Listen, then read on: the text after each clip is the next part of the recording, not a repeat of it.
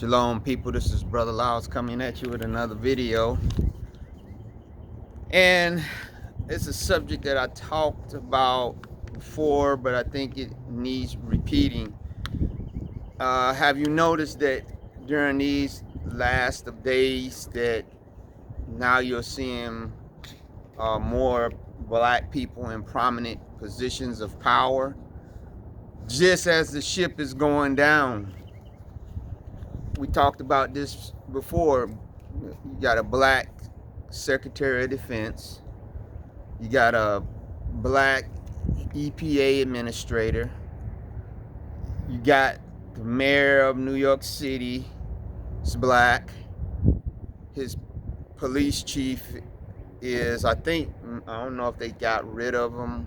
I think that his police chief is black.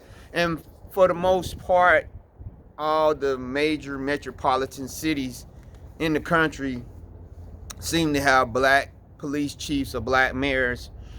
Not to mention the DA of New York. Out of all the people that have tried to prosecute Donald Trump, he's been able to do it. And his last name is Bragg. But this is also on top of being so obvious. It's quite troubling because now that the Most High is starting to cast down the thrones of Babylon, we have so many of our people that are sitting upon these thrones.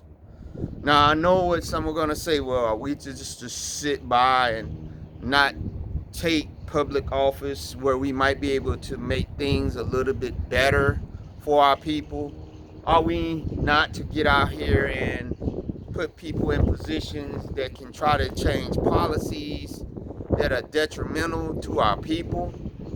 It's a touchy subject, and obviously whatever you do, you want to do it to the glory of the Most High Yah, and whatever you do, you want to be led by the Most High Yah. But what I'm saying is, if you get into that position and you have to continue implementing the policies of Babylon, because obviously we know with this LGBTQ thing that's going on, if you are any kind of public position, politician or whatever, this thing is being pushed big time. So are you going to be the one, as the Most High is bringing down the thrones of Babylon, are you going to be the one that's going to be left in charge? I said it before, I say it again. As the Third Reich was going down, Hitler was nowhere to be found. They went out and found some guy named Admiral Döring. He was supposed to have been the most loyal, the most patriotic German service member that there was at that time. Admiral Döring. It's outside of Rommel. Of course, they made Rommel kill himself, commit suicide. But outside of him, he was the next best thing. But they put him in charge of the Third Reich so that when the Allies came in and Hitler supposedly, died in a bunker, got shot in the head by his assistant and his body was burned, or so they say, he was left in charge of this debacle, of this monstrosity called the Third Reich, and thereby staining the name of him and his family forever as being part of this infamous thing called the Nazi Third Reich. So here I am saying to us as a people, be careful what you wish for, because you might get it, but at the most inopportune time. Well, some say, what is the most inopportune? When is the opportune time that we were to take position? Let's put it this way. Let's use the Bible as our guide. We know that when the tribe of Judah, Benjamin and Levi was taken into captivity in Babylon, that they was taken in by force, and they were forced to work in the government of Babylon, as we find in the book of Daniel, that Nebuchadnezzar said, we already know that these people know how to build. We know that they know how to to administer. So let's get the top youth and train them in our language and in our sciences and get them to operate. It's not like they had a choice. And in some cases, they were being castrated. You understand? But we remember that Daniel, Meshach, Shadrach, and Abednego, that all of them were in charge in some capacity in the Babylonian government. But we know that they resisted to within every human possibility, that they even said to themselves, they had purpose in their heart that they would not defile themselves with anything dealing with Babylon as much as they could, and that they did resist. We know that they resisted. But that around the time that you see that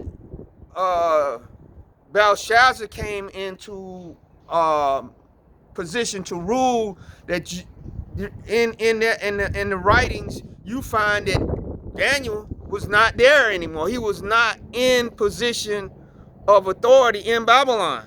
And in fact, the Belshazzar offered to give him, I guess, his position back and all the wealth and everything. And he said, look, I don't want it, because I know that your kingdom is going down, Belshazzar, because you didn't learn the lesson that your father, or rather his grandfather would have been Nebuchadnezzar. You didn't learn the lesson that he learned, and you was still being proud. You was still yet boasting yourself against the Most High Yah by drinking out of his vessels, and the handwriting is on the wall. So what does that say to us here today? Let's look at the handwriting on the wall, black people. If it was not any other time, I would not blame you for wanting to be police chief. I wouldn't blame you for wanting to be a mayor. I wouldn't blame you for wanting to be a senator and all these things. But you see the handwriting on the wall. The dollar is going down. It's going down. It's plunging. This country is getting ready to go into anarchy with some kind of race war that they're trying to foment by doing this prosecution, proposal rather, to prosecute Donald Trump, which I have no problem with the man going to jail, but I understand that that is not what they are concerned with, because they could have not only put him in jail, they could have put him before a firing squad for being responsible for that January 6th stuff, but they did not choose to do that. They chose instead to give it to a black DA to prosecute him for paying a prostitute. Now you see that Nixon, right? He was doing all kinds of wicked stuff in Watergate, but yet they didn't even put him in the jail for that. They let him, because somebody said, well, Nixon resigned, that's why they didn't send him to jail. They allowed him. And even though he resigned, he still could have done time. We look at what happened with Reagan, claiming amnesia, that he didn't know anything about the Contra affair.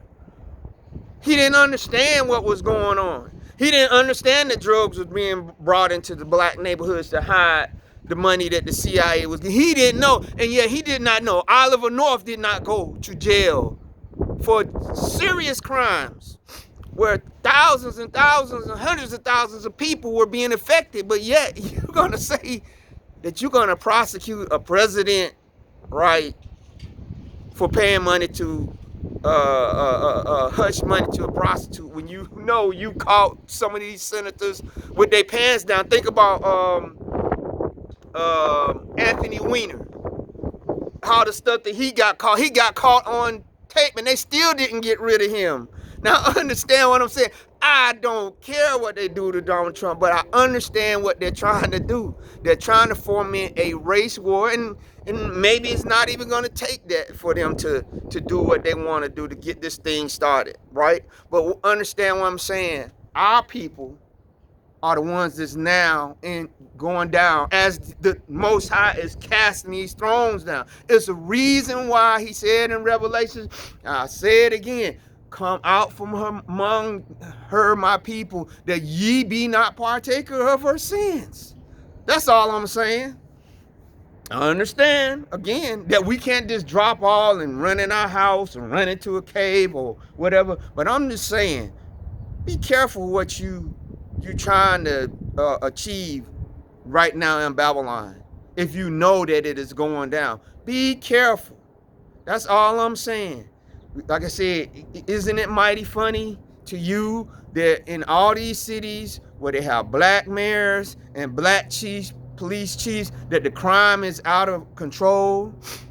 That now you got these drugs that are on the street, fentanyl to be one of them, heroin to be another one, and now this thing called Trank that would pretty much, if you get the stuff in your system, you're probably never going to be able to get off of it no matter how hard you try. That now they are being left, they are in charge of trying to corral this dragon under control. Isn't it funny now that they got the reins in San Francisco, right?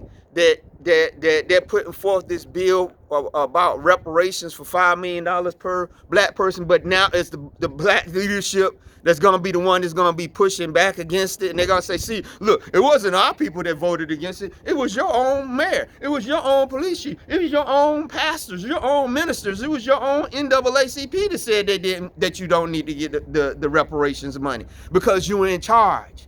Now that the Most High is casting down the thrones of Babylon, our people are rushing to try to get in those seats. I don't understand. But again, our people are destroyed because of lack of knowledge, because they have rejected knowledge. That's all I'm saying. If you want to get in and you want to be part of some little city council or alderman job where you can help locally or whatever, that is your prerogative. All I'm trying to tell you is, as the Most High start bringing this stuff in and casting down their thrones, it's going to be too late for you to go and say, well, I need all the men and women of faith to come pray for my office, that we be successful. Successful in what? In implementing LGBTQ rights? Successful in what? Implementing places where people that's strung out on drugs can go shoot up? Do you understand? If you was gonna be put in office in order to effect positive change, that would be a different story. But they put you in charge of this sinking ship just as the wicked and the top level of evil of Babylon laws need to be enforced. They're putting you in charge, and they're using this left-right paradigm of Republicans good, Democrats evil, Republicans for the Bible, Democrats for this, and they're making us choose a side. Neither side is good, but they're trying to lump all that is righteous, all that is holy on the Republicans, and then they're trying to lump everything that is evil, debaucherous, in the Democrats. And they're daring us to not take a position, because they're going to say, you're going to take a position or not. And our people are falling for it. When our people should say, we are not going to stand for this, but we can't wait for a collective of us to speak for us as individuals. You're going to have to speak up for yourself as an individual. And you, again, that are in those positions of power, that are black people, you don't have no other choice but to implement the policies of Babylon. You don't have any choice. So again, be careful what you ask for or wish for, because you might get it, even as these thrones are being cast down. Think about the Department of Defense, the Secretary of Defense, who is a black man. As this stuff is going on with Ukraine, and we already have heard reports that the nation of Ukraine, if they lose this one particular battle that they're fighting against Russia in some city called Bakhmut, that if they lose that battle, that they will be forced to surrender. Now think about all these billions of dollars, all these supplies and all these soldiers and sailors and Marines and special forces that have gone across the lines to fight into Ukraine and have used the most sophisticated American weaponry to try to keep the Russian forces back, and have lied in the news and said Russia's getting beat back to Moscow and they're going under and everything. And now one battle could decide the whole thing. Do you understand the egg on the face of the Secretary of Defense that's going to be when they're going to say, you mean to tell me that you did all this and you couldn't help the nation of Ukraine with your generals, with your most sophisticated weaponry to win? This is going to be to them more embarrassing than the pullout of Afghanistan. You understand? But it's our people that's sitting in that throne of the Secretary of Defense. And as the ship go down, the last face they're going to see that was in charge is going to be the face of a black man. Come out from among them and be separate. That's what the Most High Yah is saying to us. That is what he is saying to me. But again, you have to believe for yourself what you think the Most High Yah is saying to you. If you think he's saying to you that you need to take up that throne, that they're obviously getting off, if you want to take up that throne as the Most High is being cast down, you're going to receive the plagues that they would have received. It's just the same thing that happened with Elijah, Naaman, and Gehazi. When Naaman, who was a Syrian soldier who were fighting against Israel, came to Elijah to be healed of his leprosy, and he sent him, to the River Jordan. He got healed of his leprosy, and Gehazi, Naaman tried to give him some money for it and change the raiment. He said, no, I don't want it. But then Gehazi, what did Gehazi do? He went back and said, my master Elijah, he does want that money. He does want that money. And Naaman said, sure, here's some money. And you want some change of raiment? Here.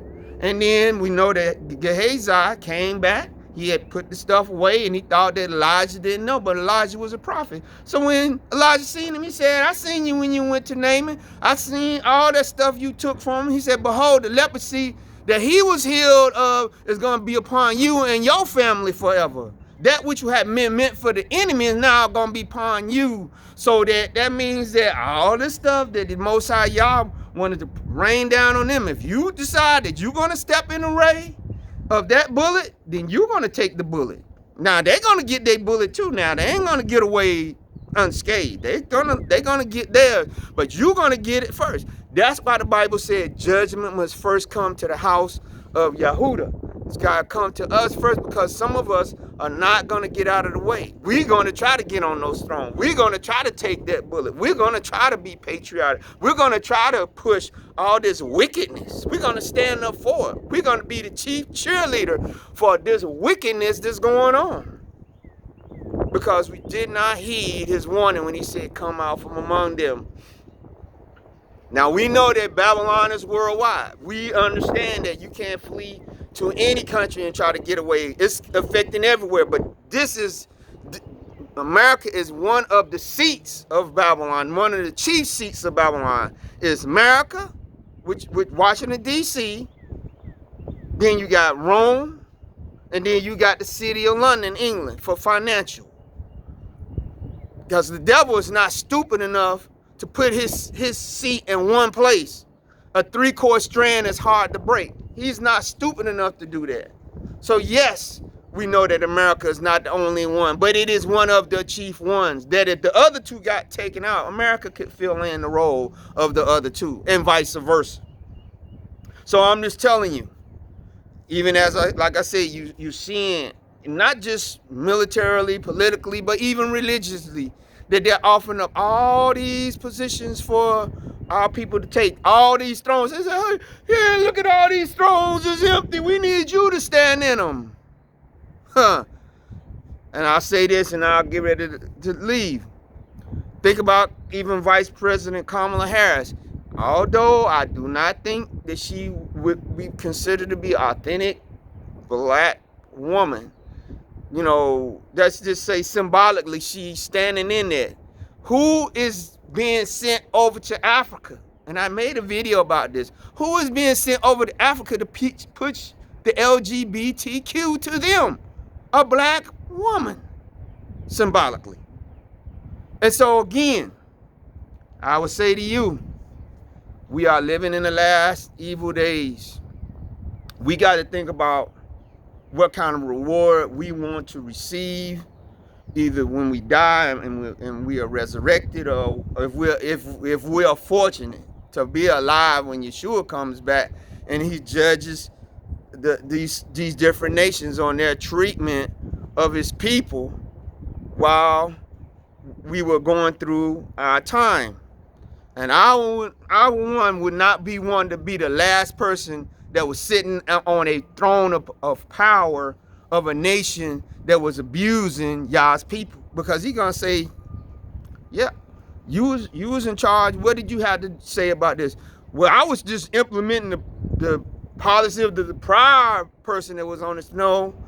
You sit on the throne, you get the benefits, you're gonna get the downside of it. So with that, I'm gonna ask you to give this video a thumbs up. I'm gonna ask you to subscribe, and I'm gonna ask you to leave a comment. Be blessed.